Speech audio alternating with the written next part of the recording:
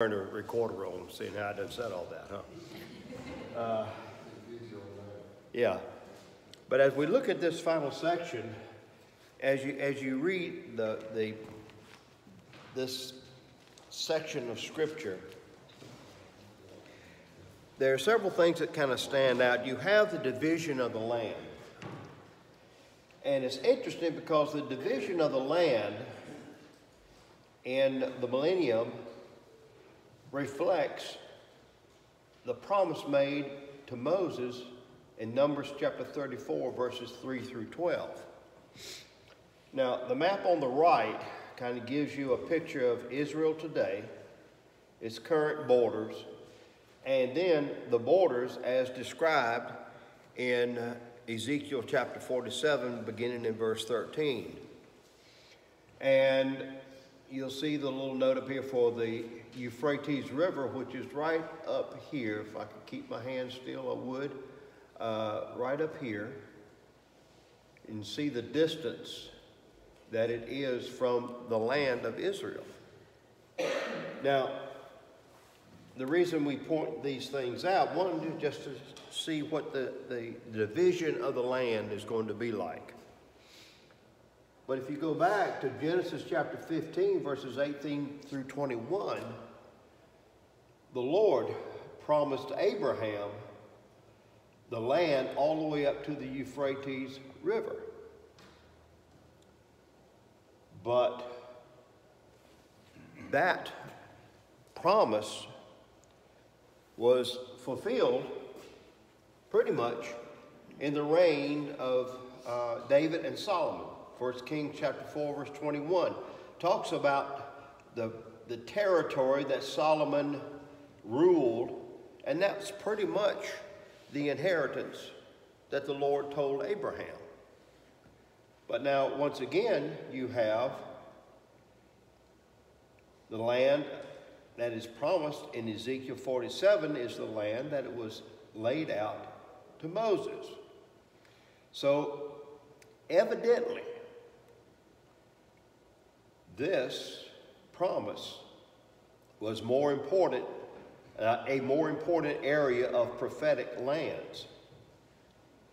But what is so interesting about this is that this little country of Israel, and we've talked about this before, it's hardly the size of the state of New Jersey. It's not a whole lot bigger than Catawba County. This little nation covering this little area is going to be the primary nation of the world in the millennium. It will be the superpower, if you will, of the millennium, this little bitty strip of property. Now, it's interesting that maybe, and I said this at the bottom of this slide, could it be that with the geographical changes, the Euphrates River will move down with the geographic changes that take place, the topographical changes that take place, the Battle of Armageddon and the return of Jesus? Could it be?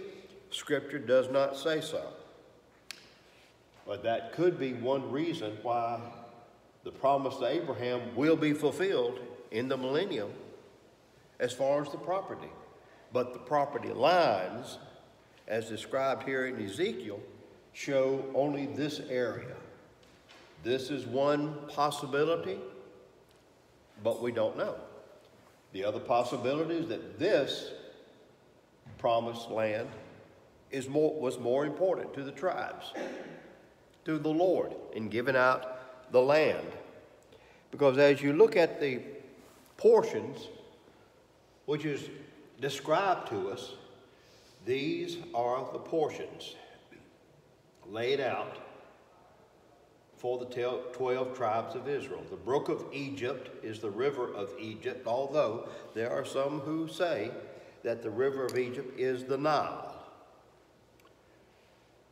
and that the promised land will go from the Nile on up to this area here.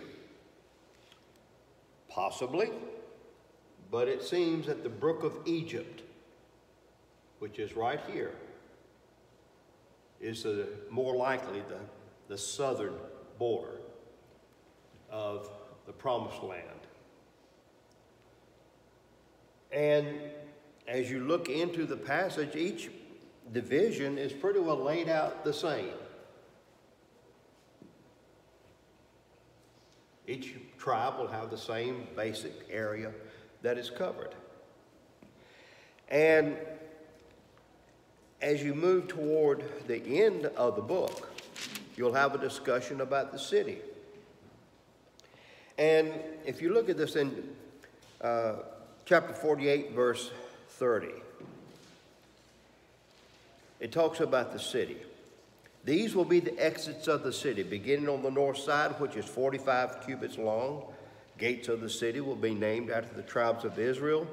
On the east side, 45 cubits long, the gate of Joseph, Benjamin, Dan. South side, 45 cubits. On the west side, 45 cubits. The distance around will be 18,000 cubits. Now, this cubit, once again, is the issue that you'll often find. Some commentators will say this is the 18-inch cubit. It's more likely it's the 10.5-foot rod. But even so, the city of Jerusalem in the millennium, in the sacred district, will only be about 8 miles square. 64 square miles will be the size of the city of Jerusalem during the millennium. Now, today, the city of Jerusalem is 124 square miles in length, in size. So the city of Jerusalem in the millennium will be roughly only half the size of the current city of Jerusalem. And it makes you wonder, if this is the center of the world, if this is the great power of the world, this is the seat of the Lord, he is there in the temple, why is the city so small? We're not told. Possibly it could be that Jerusalem in the millennium will be more of a government city. Not that people won't be able to have access and things like this, but maybe more the function of the city of Jerusalem in the millennium might be more around the government of the entire world. Like I said, it doesn't say. And any other idea is just as good as what I just gave you, But it's interesting that with such a position that Israel and the city will have, it's such a tiny space. But once again, what makes it so important is, as verse 35 tells us, the name of the city from that time on will be the Lord is there, Jehovah Shammah. The Lord is there. So this might be the indication that this is what makes this whole thing powerful and important, is that the fact that the Lord is there. He is now living, dwelling. The glory of the Lord has returned in the person of Jesus Christ into the temple. And this little strip of land, this little piece of property within that, and then the temple within the sacred precincts is important because of the presence of God. Not because of some military power, not because of some financial wealth, not because of some mineral deposits or whatever, but the presence of God is what's going to make that city, make that property the center property of the world. It's just interesting when you think about that. We will be able to see that. We will be able to enjoy that. Every believer will be able to realize that. Will we have to get on an airplane to go there?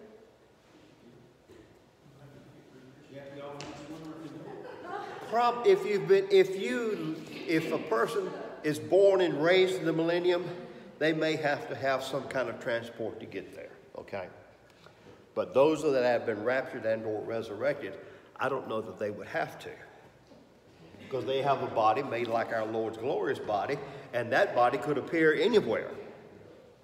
And sit down and eat a meal after he appeared there. So, you know, I don't think we would have to. Which I'd be really glad of, because I really don't like flying much anymore. Huh? Yeah. Yeah. We will we will not have wings. Believers don't have wings. Angels have wings. We do not have wings as believers. We transport by the power of the Holy Spirit. I always thought, just in my mind, when the Lord would come back, there'd be no lines. Be no what? No lines. This little spot, it's all going to be, everybody. That's just how I always. And you won't have to stand in line to see. But, I'm just saying, property lines. Yeah. And it's interesting to note that, there is no further description of what the world will look like in the millennium. Will there be nations? Yes, there will be. Egypt is mentioned in Zechariah chapter 14. There are other nations. So I'm assuming that there will be geographic, maybe you could call them political boundaries if you want to, but it's not going to be the type of political system that we now see in our world, because the government will be here. And every other nation's government will be subservient to the rule of Jesus Christ. They're not going to vote as to whether they want to serve Christ or not. He will reign, and we will reign with him. But yeah, there will be boundaries. There will be lines of some sort. But once again, we're thinking about, we have to realize that there's beginning to be the change. The curse is partially lifted. The curse that we all live under now is partially lifted in the millennium. That's why we can live 1,000 years. A person that is born can live 1,000 years and live on forever after that. The curse is partially lifted. And there will be changes in the topography, especially of this area. There will be a renewal of the earth and a fruitfulness and things of this nature that will show to the world the benefit of the presence of Christ, but they will still have to believe. Christians and non-Christians during this time can live 1,000 years. Christians can live 1,000 years. Sinners will die at 100. At least, You said that last week. yeah, at least Isaiah seems to imply that a sinner will die at 100 years of age. Some translations say a person who dies at 100 will be considered a child. But the Hebrew for that is. And they'll have plenty of opportunity during that 100 years to accept Christ. Sure. But Yeah. they choose not to. Yeah, because at the end of the 1,000 years, there's a rebellion. It's almost mind-blowing to think that you could have the presence of Christ on earth, the benefits of the curse being reversed and being partially lifted, and all of the benefits that take place, and people still decide they don't want him, and Satan being loosed after that 1,000 years deceives them into believing that they can dethrone Christ. Same thing that Lucifer tried that's recorded in Isaiah 14, where he said, I will be God. The Lord said, you think so? Booted him out. The same thing will happen on earth. It's interesting. So that pretty well, unless there's other questions, that pretty well takes us through this last section, of course, of Ezekiel. Now, the question becomes, do you want to go back and pick up chapter 12 and move back through chapter 32 or 33? Or do we want to move into 1 Peter chapter 1?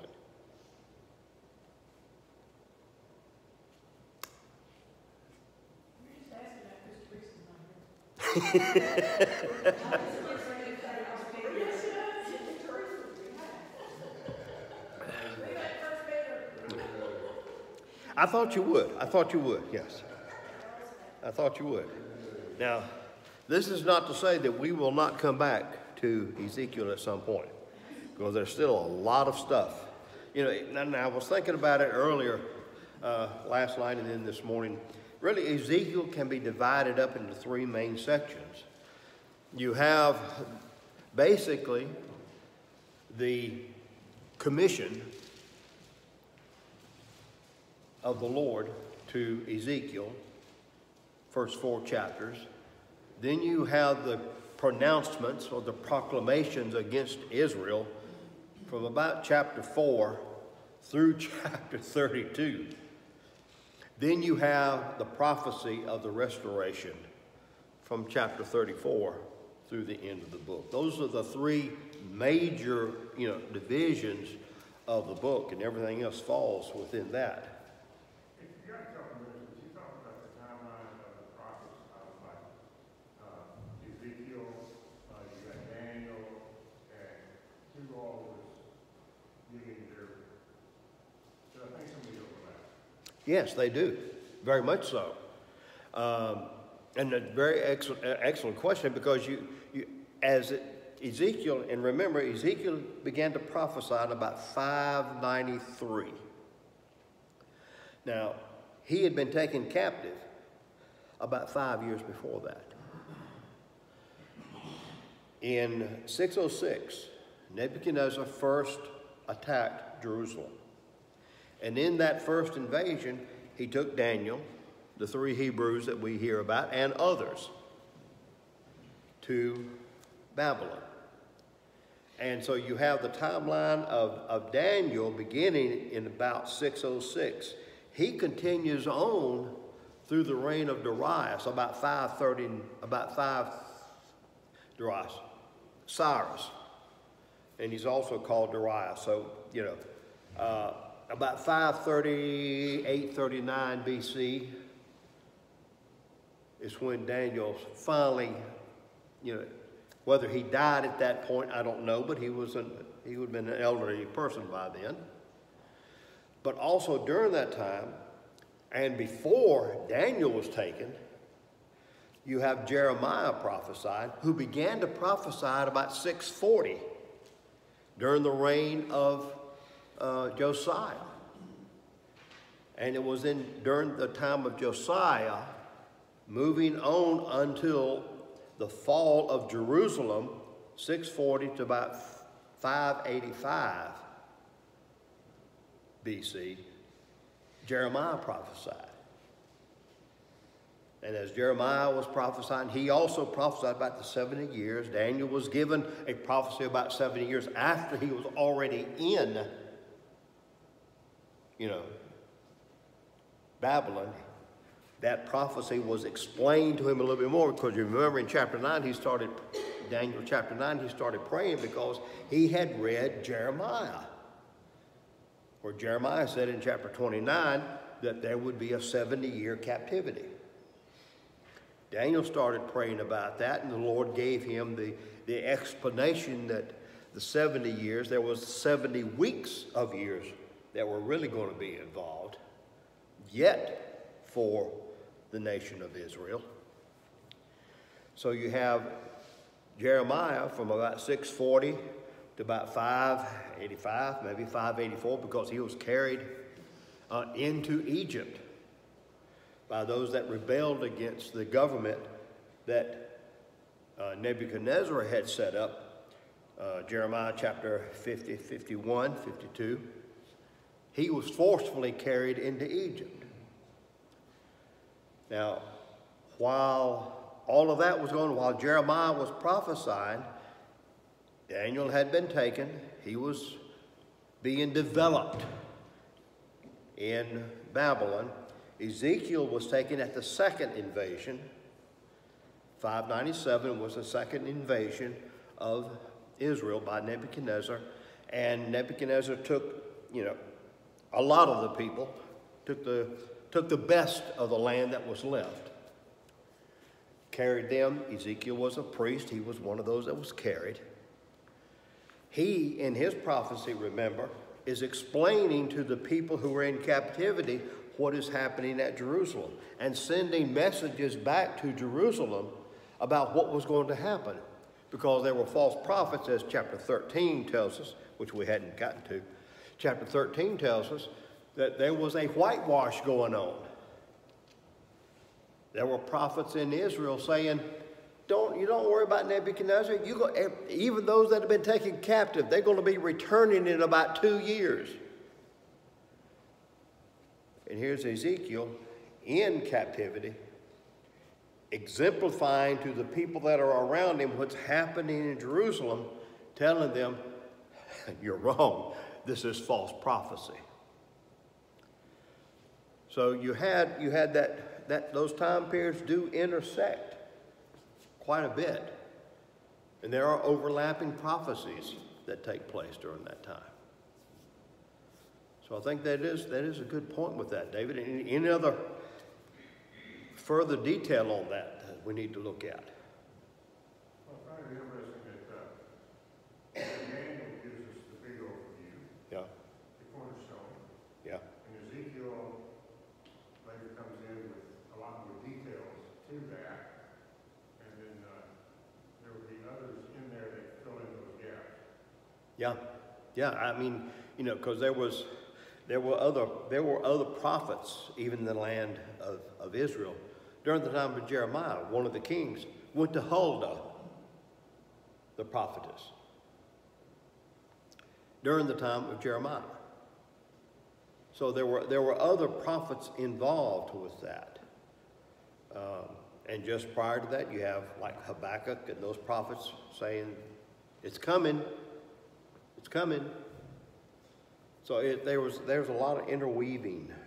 It would be interesting to look at the overlap of that as a study. Might be a good thing you want to do, David, next time I'm out. Got to say, let's look at all these overlaps, because it would be a great discussion to look at that and to really kind of get our minds, because we tend to separate. Okay, Jeremiah talked here, Daniel talked here, Ezekiel talked here, Habakkuk and Joel and all these. Well, some of them, they really coincided together. Their prophecies overlapped. There's times of service overlapped, and it would be a great study to do that. Because just like the book of Ezra, you had Haggai and other prophets that were prophesying during that time. So there are overlaps, and it would be interesting to really consider that. Other questions on this or about this?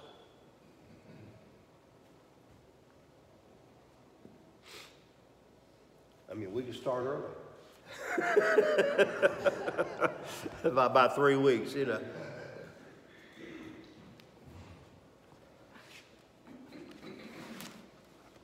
Otherwise, we'll close the book on Ezekiel for now.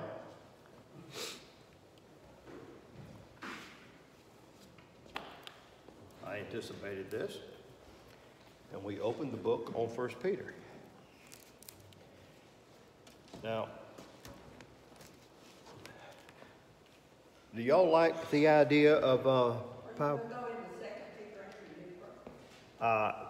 Probably, I will, yes. Y'all still like the idea of PowerPoint slides? Okay.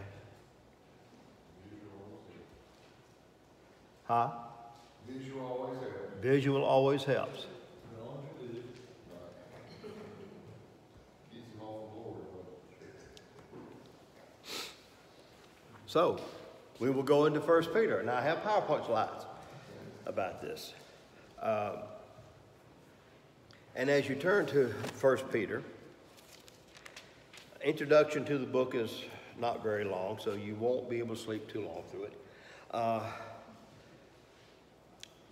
But in 1 Peter, the recipients of the letter were living in the Roman provinces. If you look at chapter 1, verse 1, Peter begins, to God's elect, Peter, an apostle of Jesus Christ, to God's elect, strangers in the world scattered throughout Pontus, Galatia, Cappadocia, Asia, and Bithynia. So you think about 1 Peter, this is the territory that this letter was addressed to. One commentator notes that it's roughly 380,000 square miles is included in these areas. And there were a lot of churches in this area. You have the 7 churches here. You have Antioch, Tarsus, where Paul was from. You know, all of that was included in this area. And that's one of the reasons that, you know, Peter's letters are called general epistles. They really weren't addressed to a single congregation. They were addressed to congregations covering 380,000 miles, or what is most likely now the area of modern-day Turkey. So he was writing to congregations all through these areas. And it's just interesting to think about that, you know. So, and the purpose of the book of Peter is revealed to us in chapter 5, verse 12. Chapter 5, verse 12 tells us the reason Peter wrote this letter. And he says, with the help of Silas, whom I regard as a faithful brother, I have written to you briefly, encouraging you and testifying that this is the true grace of God. Stand fast in it. Peter clarified what constitutes the revelation of the grace of God that appeared in Jesus Christ.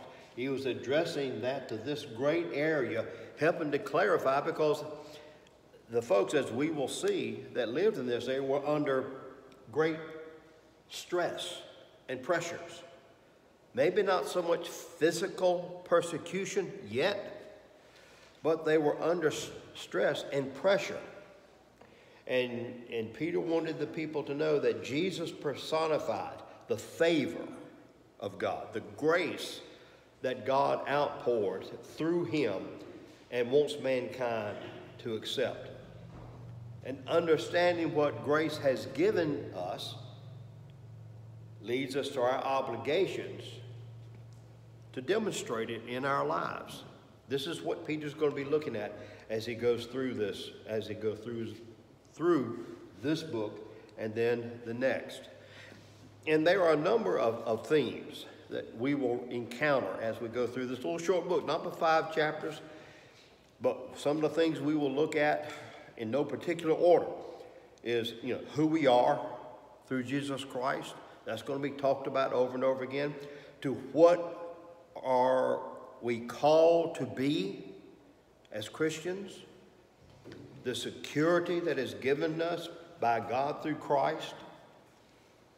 How spiritual life is demonstrated in action.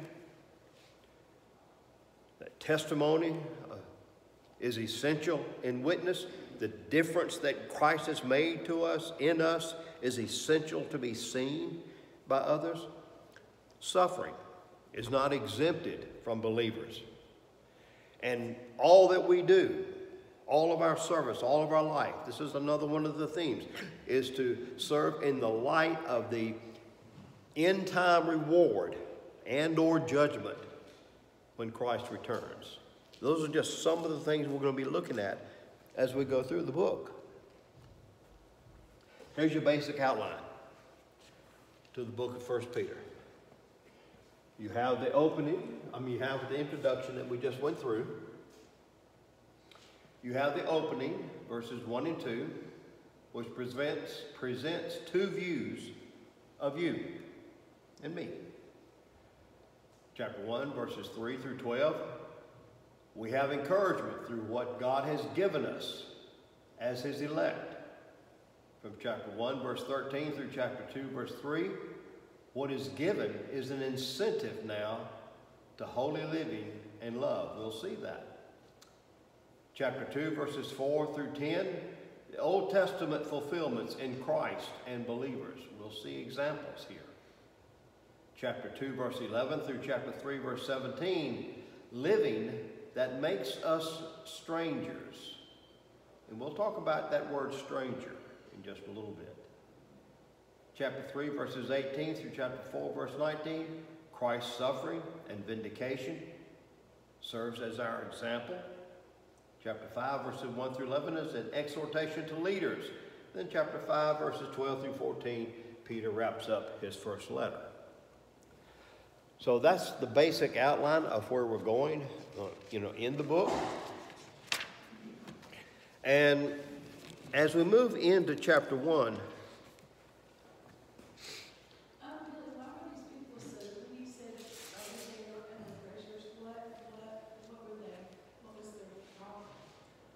yes. Interesting. And this is where we'll be going right now.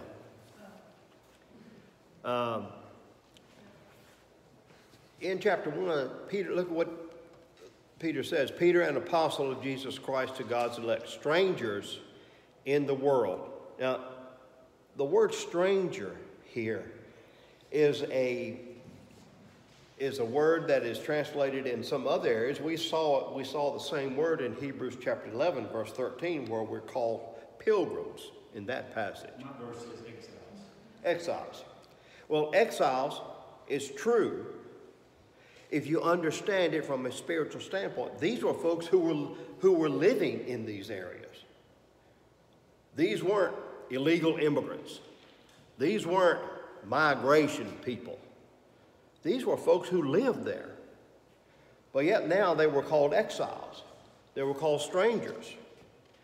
And the word itself, the Greek word, is used for pilgrims, sojourners, and exiles. Now, they were, in other words, odd. But what made them and what makes us odd? In the Roman world, the perception of a stranger, legally, if you weren't from that area, if you didn't have roots of some kind to a region, to an area, to a city,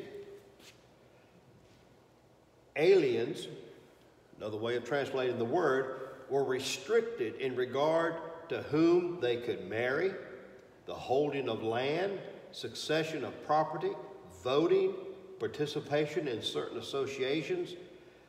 People that were considered strangers, aliens, were subject to higher taxes and severe forms of government.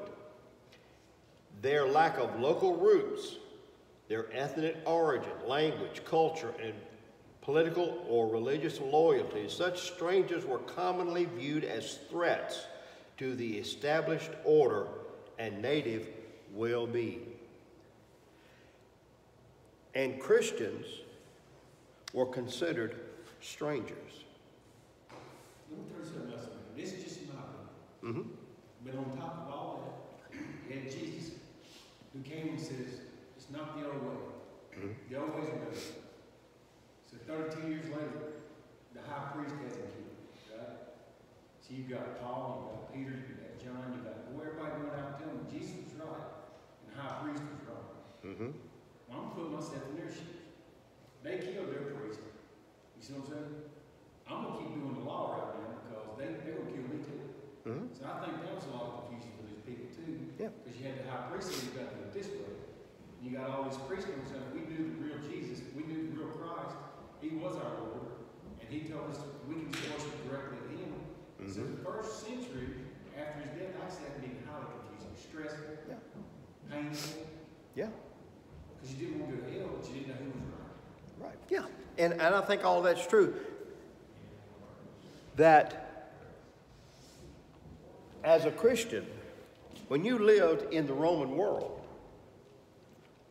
Christianity claimed to be in sole possession of the truth. We still do. Jesus said, I am the way, the truth, and the life. And there were Jews and there were Gentiles who said, no, we don't believe it that way. We happen to be in a position to put pressure on you because you are not acting like we have been used to acting.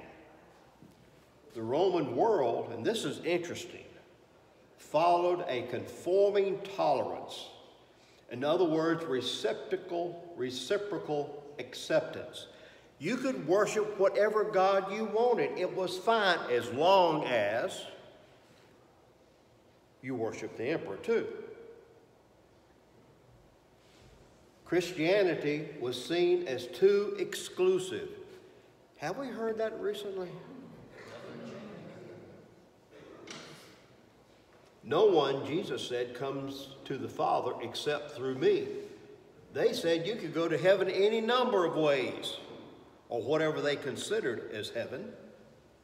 And by the way, most of the people in the Roman world never got to what they considered heaven. That was reserved for special people. But Christianity was too exclusive. Christianity claimed to be sole possession of the truth. Christianity was exclusive. Christians sought to win people, proselytize. That was a novelty in that world. You didn't go out and tell people, you need to stop worshiping other gods and worship just this one, the way, the truth, and the life. You didn't do that in that world. For people to hear that, you became strange to them. You became odd to them. You became what they considered a threat to their normal way of life, to their normal way of looking at the world. Christians were told, go into all the world and make disciples. This was radically different in that world. And believers had a totally different worldview than non-believers. My kingdom is not of this world, John 18, verse 36. That's the reason they stayed in jail so much. Huh? That's the reason they stayed in jail so much. Yeah. Yeah. Why did they have the pressure? Here, right here. This is why they were pressured. They did not fit the social, political mold of that world. When he says in chapter 1 that you are God's elect strangers, commas were not used in the Greek New Testament. They didn't have all of this stuff. So really what Peter is saying, God's elect strangers. We'll talk about that election next week. But you were strangers, not because you weren't from the area. Even though the word scattered here is used, it's not so much that they were, immigrants brought in from persecution. Huh? Scattered Christians among non-Christians. Scattered Christians among non-Christians. And as such, you were a threat to their society. You were a threat to what they saw as their well-being and the way they wanted to do things. Sounds a lot like we've returned to that. So the pressure that these folks were seeing then, these are the same pressures. The reason we are being pressured as believers today, very same thing. Jesus is the only way. Jesus and Christianity is exclusive. You can't live any way and be a Christian. Christians seek to win people. And Christians have a totally different worldview. It's not about what all we can get and do in this life. It's about looking forward to what we have promised us, as we will see in this first chapter. It's interesting as we look into 1 Peter to see how relevant and how real the book is for each one of us. And I know they done rung the bell on me, so I guess I have to quit. But we'll...